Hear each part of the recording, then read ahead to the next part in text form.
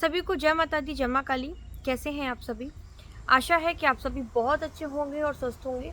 एक बार फिर से आप सभी का स्वागत है आपके अपने यूट्यूब चैनल काली माँ की बेटी में, जहाँ मैं आपको माँ काली से जुड़ी विभिन्न प्रकार की जानकारियाँ देती हूँ, जिन्हें आप सभी बहुत प्यार से देखते हैं, सुनते हैं, अपने जीवन में उतारने की कोशिश भी करते हैं।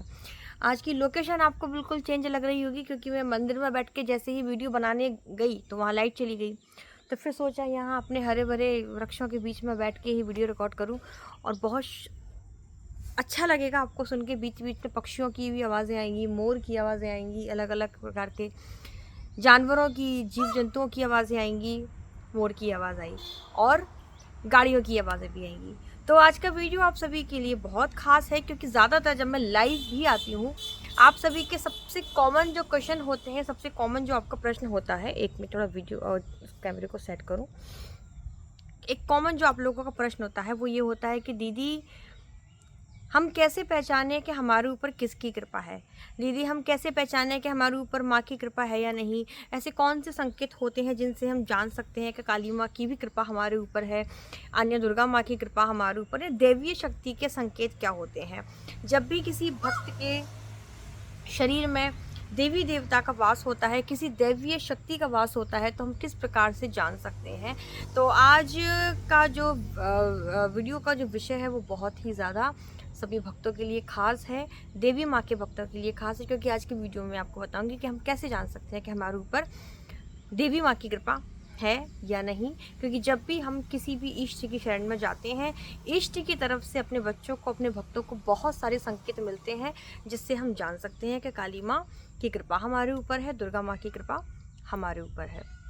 वीडियो को बिना स्किप करे लास्ट तक देखिएगा। जानकारी पसंद आए तो वीडियो को लाइक करके अपना प्यार भरा आशीर्वाद मुझे भी ज़रूर दीजिएगा, और अगला वीडियो आपको किस टॉपिक पर चाहिए वो भी मुझे ज़रूर बताइएगा।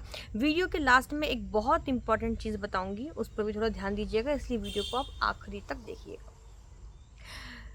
सबसे पहला संकेत जो है, अगर आप देवी माँ की सेवा करते हैं, माँ की कृपा आपके ऊपर है और उनकी कुछ दैवीय शक्तियाँ आपको प्राप्त हैं, तो सबसे पहला संकेत ये होगा कि जब भी आप पूजा पाठ करने बैठेंगे, काली माँ का या दुर्गा माँ का ध्यान करने बैठेंगे, उनकी मूर्त को देखते ही, उनके स्वरूप को देखते ही आप एकदम से भावुक हो जाएंगे और आपको रोना आने लगेगा।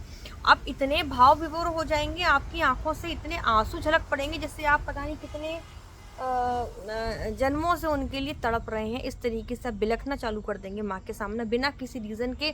कोई रीज़न नहीं है कि हम किसी बात को लेके परेशान हैं तो माँ के सामने रो रहे हैं, नहीं।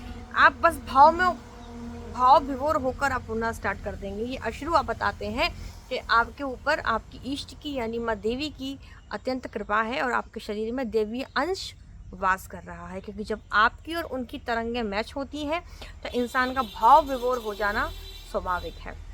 दूसरा संकेत, जब भी आप माला जाप करने बैठेंगे, उनके मंत्रों का जाप करेंगे, उनका आह्वान करेंगे, या आप दुर्गा सप्तशती का पाठ करेंगे, आपके शरीर में एक अलग ही वाइब्रेशन पैदा हो जाएगी, शरीर के रोंगटे खड़े हो जाएंगे, शरीर पर खिंचाव पड़ने लगेगा बहुत ज़्यादा, आज्ञा चक्र पर ऐसा लगेगा जैसे कुछ झुंझुनी सी हो रही है बहुत ज़्यादा। ये भी संकेत बताते हैं कि आपके अंदर देवीय ऊर्जा का वास हो चुका है, देवीय शक्तियों का वास आपके अंदर हो चुका है। अब मान लीजिए देवी माँ का सबसे प्रिय जो है सप्तशती का पाठ, दुर्गा सप्तशती का पाठ। जो भी भक्त दुर्गा सप्तशती का पाठ करेगा, संस्कृत की तो बात ही अलग है। संस्कृत तो आजकल बहुत ऐसे काम है जिनको संस्कृत आती है, मुझे भी बहुत अच्छे से नहीं आती, लेकिन हाँ पढ़ लेते हैं। तो हिंदी का कोई जब व्यक्ति दुर्गा सप्तशती का पाठ करता है, मैं अपनी ही बता रही हूँ, जैसे दुर्गा सप्तशती की कृष्ण पक्ष की 14 और अष्टमी तिथि, अमावस्या तिथि, जो विशेष तिथियाँ होती हैं, उनमें मैं जब दुर्गा सप्तशती का पाठ करती थी तो संस्कृत में करती थी। अदरवाइज़ मेरा कभी भी मन हुआ है दुर्गा सप्तशती पाठ करने का तो मैं हिंदी में पाठ करती थी। हिंदी में बहुत अच्छी अच्छी चीज़ें समझ में आती हैं। तो दुर्गा सप्तशती का जब मैं पाठ किया करती थी, मेरे संग एक अनुभव होता था कि जब जब माता का युद्ध हुआ है दैत्यों के साथ में, रक्तबीज के साथ में, महिषासुर के साथ में, तो जब मैं उन चीज़ों को पढ़ती थी, तो जब मैंने इस चीज़ को नोटिस किया कि जब मैंने स्टार्टिंग से पाठ करना स्टार्ट किया तो मेरी आवाज़ स्लो थी, मध्यम थी। जैसे जैसे माँ के युद्ध स्टार्ट हुए, जैसे जैसे माँ ने अलग अलग स्वरूप लिए, अलग अलग राक्षसों का वध किया, मेरी आवाज़ भी उतनी ही तेज़ होती गई। और पाठ करते करते मुझे ऐसा फील हुआ जैसे ये दृश्य सारा मेरे सामने चल रहा है। मैं पढ़ रही हूँ, मुझे ऐसा लगता था कि सीन मेरे आंखों के सामने चल रहा है। तो यानी कि माता के पाठ को करते करते आपके स्वर का ऊंचा हो जाना भी ये संकेत बताता है कि आपके अंदर दैवीय अंश आ चुका है। मोर भी बोल रही है कि मैं सही बोल रही हूँ, ठीक है। और इसके बाद अगला जो संकेत है, स्वप्न में दर्शन। स्वप्न में आपको देवी के दर्शन होंगे, आपको कन्याओं के दर्शन होंगे, सुहागन महिलाओं के दर्शन होंगे। वो सभी आपको प्यार करती, लाल लड़ाती, आशीर्वाद देती हुई नजर आएंगी। आपको सपने में देखेगा कि आपके घर का जो मंदिर है, आपके घर का जो आंगन है, वहाँ छोटी छोटी कन्याएं खेल रही हैं, आपको बहुत ज़्यादा प्यार कर रही हैं। इससे आप समझ सकते हैं कि आपके ऊपर देवीय कृपा है, देवीय शक्ति है। उसके अलावा और भी अनुभव होते हैं, जैसे जब आप माँ की जोत जलाते हैं तो जोत जब जलती है तो बहुत ज़्यादा वो लहरा लहरा के जोत जलती है, उछल उछल के जोत जलती है, और आखिर में आके उसमें बड़ा सुंदर सा फूल बन जाता है, त्रिशूल बन जाता है, किसी देवता की आकृति बन जाती है, ओम बन जाता है, गणपति जी की आकृति बन जाती है। इससे भी आप पता लगा सकते हैं कि आपके अंदर देवीय शक्तियाँ हैं, देवी की कृपा आपके ऊपर है।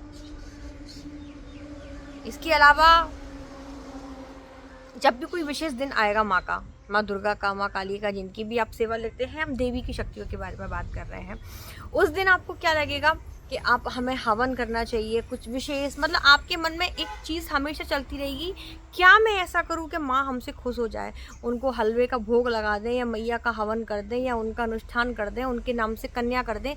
मतलब आपके मन में माँ को प्रसन्न करने के लिए, माँ को रिझाने के लिए अलग अलग आइडिया आने लगेंगे।